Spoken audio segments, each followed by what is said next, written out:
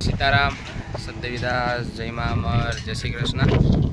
ચાલો આવી ગયા છીએ અમરધામ આશ્રમના આંગણે અને કાલે શ્રાવણ મહિનાની બીજ છે તો બીજની બધી તૈયારીઓ અત્યારથી ચાલુ કરી દીધી છે। ગાયું કૂતરાના લાડવા બનાવવાના છે તો ગાયું કૂતરાના લાડવા અત્યારથી જ ચાલુ કરી દીધા એટલે કાલે રાતે હેરાન ના થવું અને આજથી શરૂ થતા શ્રાવણ માસના પવિત્ર દિવસની આપ સર્વને હાર્દિક હાર્દિક શુભકામનાઓ। મહાદેવ આપ સર્વને ખુશી રાખે, નિરોગી રાખે અને સેવાકીય કાર્ય કરતા રહો એવી મહાદેવના ચરણોમાં પ્રાર્થના।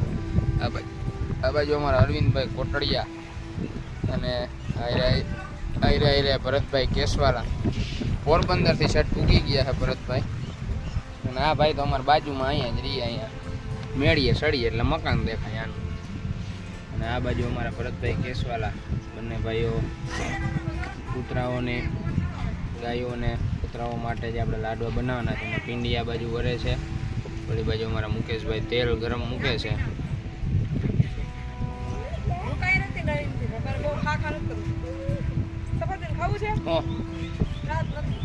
દાંત ના હોય તમારે તો ઓગારી જવાય બરબાર ના લે ને ઓગારી જાય બરબાર।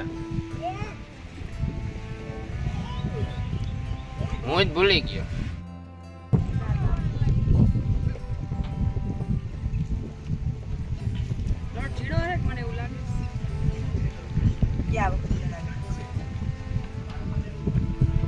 દિવસ સાથે કામ નીકળી જાય ને કાલે આપણે એટલી નહીં રહી।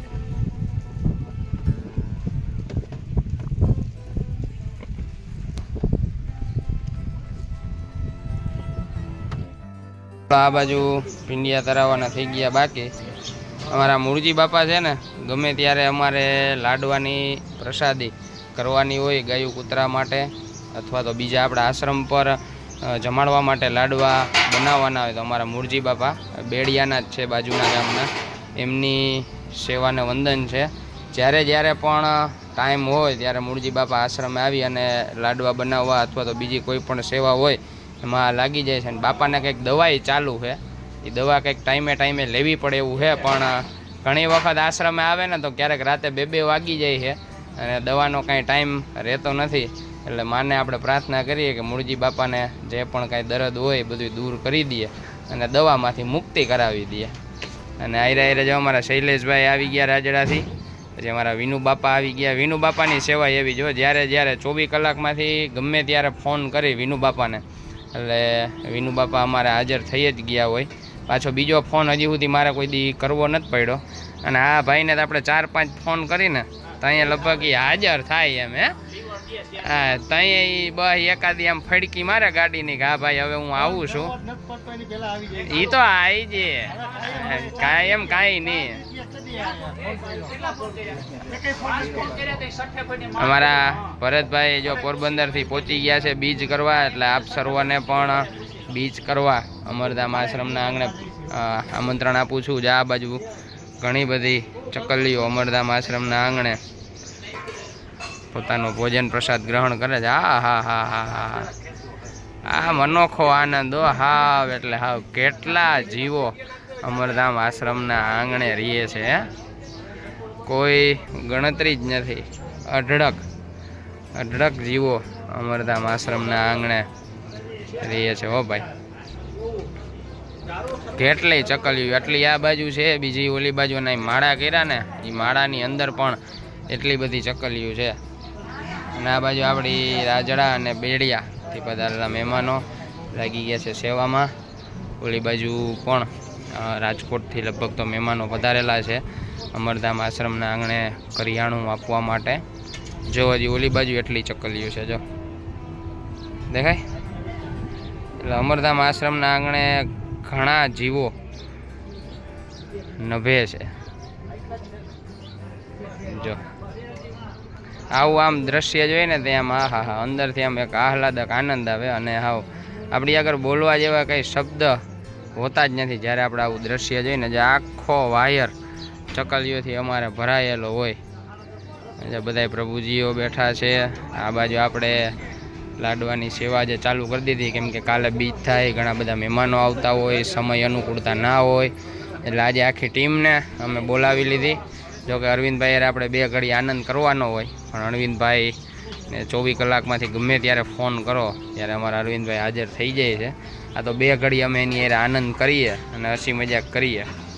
ચાલો આ બધા અંત સુધી વ્લોગમાં બન્યા રહેજો. હજી તો પિંડિયા તરાય છે, પછી ભૂકો થાશે અને પછી તૈયાર થઈ જશે, એટલે બધું આપણે વ્લોગની અંદર લેવાનું છે. આપ સર્વ હાજર રહેજો વ્લોગમાં.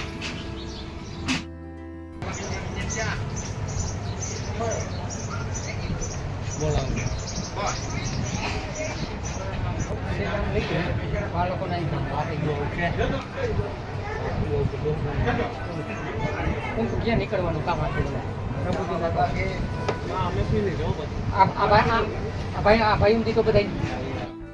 ચાલો આ બાજુ પિંડિયાનો ભૂકો મોસ્ટ ઓફલી કમ્પ્લીટ થઈ ગયો છે. આ બાજુ અમારા બાપા થોડા ઘણા પિંડિયા છે એ હવે તરે છે, એટલે હમણાં થોડી વારમાં પિંડિયા તરાઈ જાય એટલે આપણે ચાહણી મૂકી અને લાડવા લઈ લઈ. ભાઈ આવ્યા અમારા. શું છે હે? શું કરવું?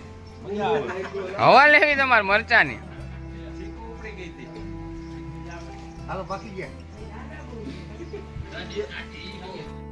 ચાલો આ બાજુ અમારા લાડવા થઈ ગયા છે તૈયાર, એટલે કાલનું લગભગ અમારે અડધું પોણું કામ અમારું પૂરું થઈ ગયું છે. અને લાડવા હવે અમારા શૈલેષભાઈ અને વિનુ બાપા અને મુકેશભાઈ આ ત્રણેય થઈ અને અમારા લાડવા ભરી લઈએ, એટલે કાલે હવે ખાલી વિતરણ કરવા માટે જવાનું.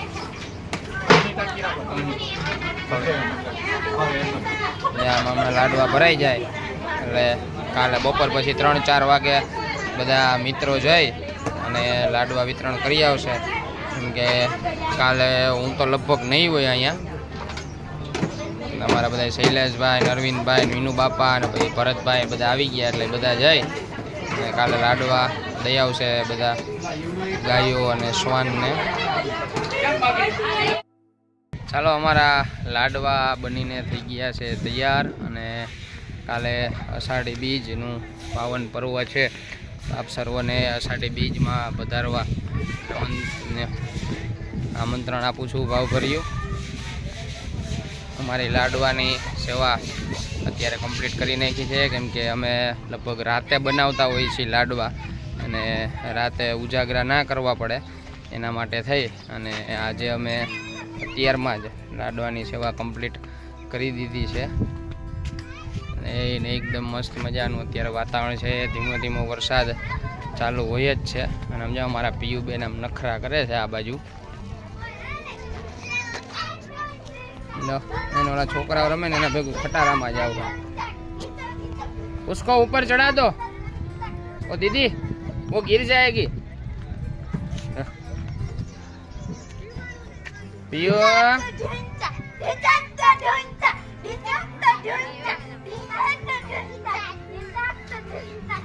આ બાજુ બધા સુલતાનપુરથી મહેમાનો પધારેલા છે. એ બધા મહેમાનો તરફથી આજે અમરધામ આશ્રમના આંગણે બધા પ્રભુજીઓને પ્રસાદ અર્પણ કરવામાં આવેલ છે. ઢોકરીનું શાક બનાવવાનું છે, પુલાવ ભાત છે, સાથે સાથે પરોઠા છે. એ બધું બધા પ્રભુજીઓને ખુશીથી અર્પણ કરવામાં આવેલા છે. અમારા જયરામ દાદા સુલતાનપુરથી અને એમનો આખા પરસાણા પરિવાર.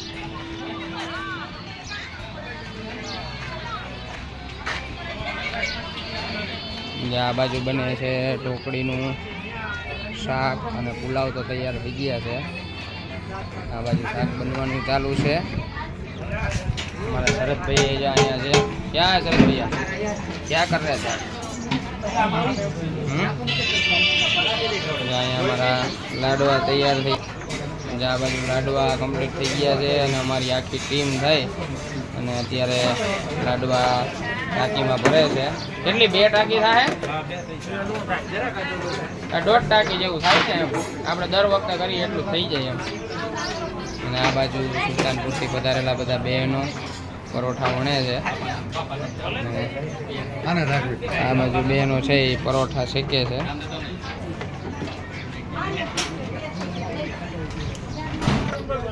ચાલો તો આપ બધાને સીતારામ. સદદેવીદાસ, જય મા અમર, જય શ્રી કૃષ્ણ.